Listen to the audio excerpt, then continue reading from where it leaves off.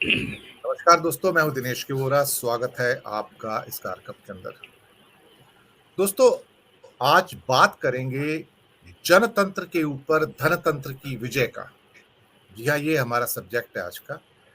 हर तरफ धन का बोलबाला है और आप देखेंगे कि हमारा लोकतंत्र यानी कि जनतंत्र अब पूरी तरह से धनमय हो गया है, यानी कि अब पैसा ही बोलता है हर जगह पर। कॉर्पोरेट्स ने अपना शिकंजा इतना सख्ती से कस लिया है कि अब कोई भी सरकार बजट बनाने से पहले बिना उनकी राय के कोई नीति परिवर्तन भी नहीं करती है, कोई महत्वपूर्ण निर्णय तक नहीं लेती है। अगर आप इन्वेस्टमेंट के समिट्स को देखें अलग-अलग राज्यों के अंदर, तो आप पाएंगे वही 30, 40, 50 चेहरे उद्योगपतियों के आपको हर जगह मिलेंगे और पूरी राज्य सरकारें उनके लिए पलक पावड़े बिछाती हैं, रेड कारपेट बिछाती हैं और उनका स्वागत ऐसे किया जाता है कि जैसे वो कोई देवदूत आए हैं आकाश से उतर कर। चुनाव के फंड वो देते हैं। ब्लैक बॉन्ड्स के अंदर जो कि पैसे डाले जाते हैं वो इन्हीं उद्योगपतियों के द्वारा डाले जाते हैं, इसलिए उनके नामों को देखा जाए तो कहीं ना कहीं से सुरक्षित रखा जाता है, कहीं आम जनता को उसका पता ना लग जाए। चुनाव की रैलियों के अंदर जब आप देखते हैं तो जिस हिसाब से वहां पर धन का उपयोग होता है, तो आप अंदाजा नहीं लगा सकते। भले ही एक कैंडिडेट की जो लिमिट होती है, लेकिन पार्टी के लिए कोई लिमिट नहीं होती। वो करोड़ों अरबों खर्च करते हैं और भारतीय जनता पार्टी जैसी रूलिंग पार्टी के पास पैसे की कोई कमी नहीं होती है। इलेक्शन कमीशन हर किस्म के वॉयलेशंस को चेहरा घुमाकर अब दूसरी तरफ देखना शुरू हो जाता है। तो चाहे अंडमान निकोबार जैसा प्रोजेक्ट क्यों ना हो, जो एनजीटी नेशनल ग्रीन ट्रिब्यूनल हर छोटी छोटी चीज के ऊपर ऑब्जेक्शन करता है कि ये कोस्टल जोन रेगुलेशन है, इसको आप ये नहीं कर सकते, वो नहीं कर सकते, वही वो 75,000 करोड़ में जो विनाश होने जा रहा है निकोबार में, उसके प्रति आंखें फेर लेता है और फिर कहता है कमेटी बनाइए। उस कमेटी का अध्यक्ष कौन है? भारत सरकार का सेक्रेटरी। यानी कि वो वही बात कहेगा जो सरकार कहेगी। यानी कि जब आप मेगा स्केल के ऊपर डैमेज करते हैं तो सरकारें दूसरी साइड में देखती हैं, क्योंकि ये पोर्ट भी एक दिन बनने के बाद किसके पास जाएगा चलाने के लिए, ये आप सबको पता है। तो ये पोर्ट सरकार का नहीं होगा, उस आदमी का होगा जो वो चलाएगा। मीडिया ऑलरेडी ही बिक चुका है, यानी कि वो हिज मास्टर वॉइस है, वो वही खबरें देता है, यानी कि पैसे से मीडिया भी खरीदा जा सकता है। नेता बिक चुके हैं, ब्यूरोक्रेसी सारी की सारी बिक चुकी है। एक स्पाइनलेस सोसाइटी का निर्माण हमारे सामने होता हुआ नजर आ रहा है। इंस्टीट्यूशन ध्वस्त हो चुकी हैं। आप यकीन मानिए कि न्यायपालिका के भी बहुत सारे निर्णय ऐसे हैं जो ऐसा लगता है कि विशेष एक किसी दल या वर्ग के प्रति झुके हुए लगते हैं। दरअसल हम खड़े ही नहीं हो पाते किसी भी अन्याय के प्रति, हम खड़े ही नहीं हो पाते किसी भी ऐसी चीज के प्रति। शायद हमारा भी डीएनए ऐसा ही है। हम 2000 साल से गुलाम ही गुलाम चले आ रहे हैं। हमारी जो पूरा का पूरा जो सिस्टम ऐसा बना हुआ है जहां पर कोई कुछ बोलता भी नहीं है। तो एक तरह से कहा जाए कि लोकतंत्र सेल पर है, यानी कि हमारा जो जनतंत्र है वो सेल पर है और धनतंत्र जो है करोड़पतियों के हाथों बिक चुका है। इवन जो टिकट मिलते हैं वो भी करोड़पतियों को मिलते हैं आज की डेट में। गरीब आदमी को विधानसभा लोकसभा के टिकट नहीं मिलते हैं। तो धन का बोलबाला है। तो हमारा लोकतंत्र देखा जाए तो पूरी तरह से धनतंत्र के हाथों बिक चुका है। ये धनी व्यक्ति ही हैं जो सब कुछ चलाते हैं। चंद उद्योगपति सब कुछ चला रहे हैं, सरकार उनकी है। यानी कि क्या कहते हैं कि by the industrialist for the industrialist of the industrialist, ये नया लोकतंत्र है या धनतंत्र है? इसी पर चर्चा करने के लिए आज हमारे साथ एक विद्वान पैनल मौजूद है। हमारे साथ हैं वरिष्ठ विश्लेषक डॉक्टर अनिल जैन जी, आपका स्वागत है।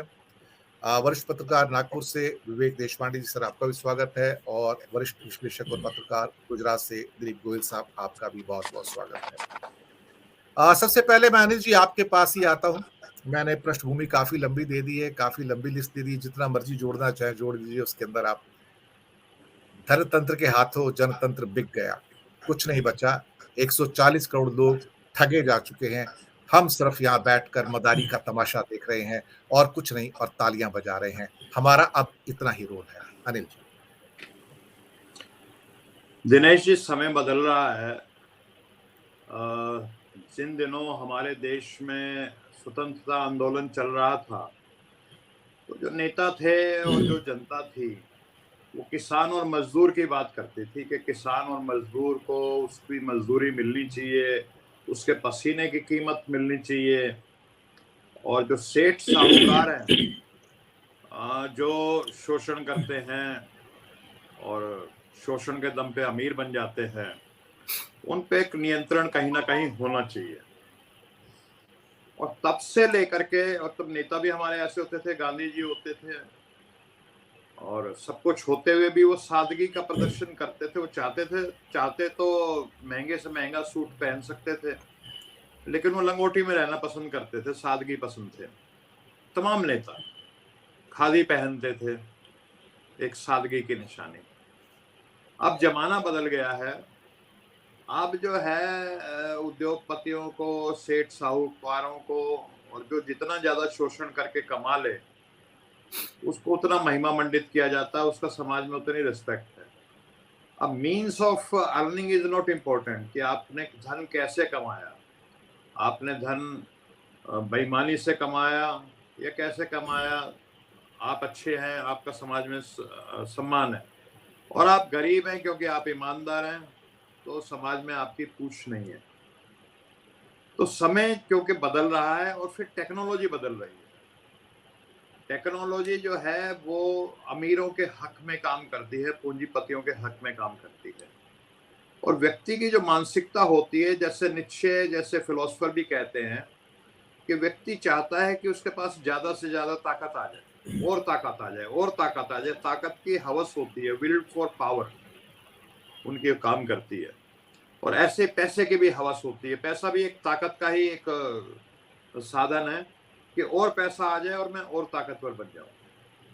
तो अब जो चेंजेस वर्ल्ड में आ रहे हैं, जैसे इंडस्ट्रियल रिवॉल्यूशन हुआ किसी जमाने में, अब ये जो नई टेक्नोलॉजी आ रही है, आर्टिफिशियल इंटेलिजेंस, और उस टेक्नोलॉजी के दम पे ऐसी चीजें पॉसिबल हो रही हैं, जो जिसका कैम्ब्रिज एनालिटिका में भी जिक्र, एक पुस्तक आई थी, माइंड फक नाम था उसका, और उन्होंने कैम्ब्रिज एनालिटिका का जिक्र किया था कि वो कैसे काम करती है, कि आम व्यक्ति के वो दिमाग के ऊपर कंट्रोल कर लेती है, उसके माइंड स्पेस पे कब्जा करती है टेक्नोलॉजी के द्वारा। व्यक्ति को ये भूल जाता है कि उसके हित में क्या है। उसका बेटा बेरोजगार है, उसकी बेटी बिल्कुल जवान हो गई है, अविवाहित है, उसको अच्छा वर नहीं मिल रहा क्योंकि रोजगार वाला वर मिल ही नहीं रहा, समाज ऐसा बन चुका है। उसको उस चीज की चिंता नहीं रहती, उसका स्वास्थ्य गिर रहा है। वो दिन भर लगा है सोशल मीडिया पे कि कैसे मुल्ला को टाइट किया जाए। तो उसकी जो प्रायोरिटीज हैं, उसकी माइंड को कंट्रोल करके, उसको जो उसके रियल प्रायोरिटीज हैं, जो उसकी हेल्थ है, वेल्थ है, एजुकेशन है, तो उसकी बजाय उसकी प्रायोरिटीज चेंज कर दी जाती है। ऐसे साइकोलॉजिकल माइंड का मैनिपुलेशन होता है। और ये जो डार्क टेक्नोलॉजी है, ये वाली डार्क टेक्नोलॉजीज मार्केट में पैसे में बहुत, जैसे आपने छोटा मोटा तो जो ओपन में आ जाती है चीज, जैसे वो टेलीफोन का था पेगासस जी, आपका स्विच ऑफ भी है फोन तो भी आपकी बातें जो रिकॉर्ड हो सकती हैं। इस तरह की बहुत सारी डार्क टेक्नोलॉजीज हैं जो पब्लिक ओपिनियन को मैनिपुलेट करती हैं, जिनका आम उस पे क्या कहते हैं, फोरम पे, पब्लिक डोमेन में इनका जिक्र नहीं आता। और बहुत महंगी, जैसे पेगासस भी कोई मेरे को बता रहा था कि 2 करोड़ रुपए का एक व्यक्ति के ऊपर खर्चा आता है पेगासस से, अगर किसी को आपने उसके स्पाइंग करनी है। तो बहुत महंगी टेक्नोलॉजीज हैं ये। लेकिन इन technologies they are very effective technologies also. जो कैम्ब्रिज एनालिटिका के जो रिविलेशन हुए उससे साफ है कि you can manipulate the mind of the people. तो अब हम जो सोचते हैं ना कि झंडे लगा दिए चुनाव में, ये रैली कर दी, ये सब ही तो हाथी के दांत है, दिखावटी खाने के और है। लोगों का जो माइंड चेंज किया जाता है वो इन डार्क टेक्नोलॉजीज के दम पे, उनके साइकोलॉजी को, उनकी ओपिनियन को मैनिपुलेट करके चुनाव आजकल ऐसे जीते जाते हैं। वो जो पुराने तरीके थे वो खत्म हो चुके हैं। और इसमें क्या है कि जो उद्योगपति हैं, इंडस्ट्रियलिस्ट हैं, उनके पैसे का बहुत बड़ा रोल है, क्योंकि ये सब पैसे से खरीदी जाती है। अच्छा, वैसे भी अगर आप देख लीजिए, 95 लाख रुपया चुनाव आयोग ने रख रखा है कि जी आप अपना लोकसभा का चुनाव लड़ते हैं तो 95 lakh rupees you can spend officially. अब लोग बाग खर्च 10 रुपए करते हैं तो उसमें खाते में तो एक ही लिखते हैं, ये भी पता है सबको। लेकिन चलिए अगर लिख दीजिए तो 95 लाख, कितने लोग हैं जो आदमी 15,000, 20,000, 25,000 रुपये महीना कमाने वाला है, वो क्या ज़िंदगी में कभी सोच भी सकता है कि मैं चुनाव लड़ सकता हूँ लोकसभा का? नहीं लड़ सकता, विद इन दैट मीन्स। तो कुल मिलाकर के चुनावों में पैसे का रोल बढ़ गया है, और क्योंकि पैसे का रोल बढ़ गया है, तो जो भी पॉलिटिकल लीडर्स हैं, जिनको वो टेक्नोलॉजी यूज़ करनी है, उनको पैसा चाहिए, और पैसा चाहिए तो उद्योगपति देंगे। और पुरानी कहावत है, one who pays the piper calls the tune. या आप अगर और आम भाषा का इस्तेमाल करें तो तवाइफ के ऊपर जो नोट बरसाएगा, तवाइफ उसी के लिए, उसी के हिसाब से ठुमके लगाएगी। तो ये कुछ इस तरह की रिलेशनशिप हो चुकी हैं, और फिर उन उद्योगपतियों को फ़ायदा पहुँचाया जाता है।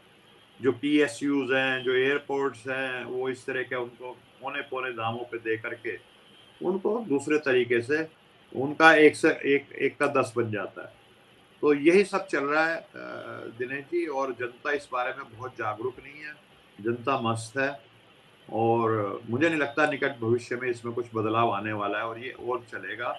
और ये जो आर्टिफ़िशियल इंटेलिजेंस की टेक्नोलॉज़ीज़ भविष्य में और ज़्यादा पावरफुल, आपने अभी तो जो जीपीटी चैट का आपने देखा है, मामला जी। जो आया, जो माइक्रोसॉफ्ट की तरफ से टेक्नोलॉज़ी नई आई है, गूगल भी परेशान है।